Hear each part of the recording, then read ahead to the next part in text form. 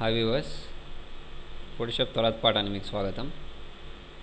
నేను ఇక్కడ కొన్ని ఇమేజెస్ తెచ్చుకుంటున్నాను. చూడండి, ఇక్కడ నాకు ఒకటి క్లోన్ స్టాంప్ అని ఉంది. దీన్ని యూజ్ చేసి ఏంటంటే మనం చూడండి, ఇప్పుడు నేను ఈ ఫోటోని జూమ్ చేస్తున్నాను. జూమ్ ఎలా అంటే కంట్రోల్ పెట్టుకుని ప్లస్ చేస్తే ఫోటో జూమ్ అవుతుంది.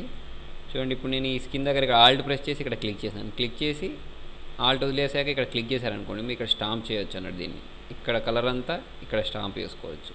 ఇట్లా మీకు ముఖం మీద ఏమైనా మొటిమలు కానీ లేకపోతే మచ్చలు కానీ ఉంటే దాన్ని తీసేయడానికి ఈ టూల్ బాగా యూజ్ అవుతుంది. ఓకేనా. తర్వాత చూడండి, ఇక్కడ ఇంకొకటి ప్యాటర్న్ స్టాంప్ అని ఉంది.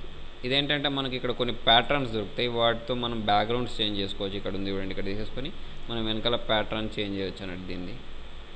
ఓకేనా. అట్లా కాకుండా ఇక్కడ కొన్ని స్టైల్స్ ఉంటాయి. ఇంకా ఫర్ ఎగ్జాంపుల్ మీరు దీనిలో కొన్ని ఉన్నాయి, న్యాచురల్ ఉంది.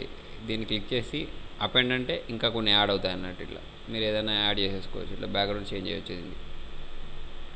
ఓకేనా. తర్వాత ఇందులో ఇంకొకటి ఉంది, హిస్టరీ బ్రష్ టూల్. ఇది యూజ్ చేసి మీరు ఫోటో ఎంతకుముందు ఎలా ఉందో అలా చేసుకోవచ్చు అన్నట్టు. ఇక్కడ డ్రాగ్ చేస్తుంటే చూడండి, ఇదంతా వెళ్ళిపోయి నాకు స్టార్టింగ్ ఫోటో ఎలా ఉందో అలా అవుతుంది.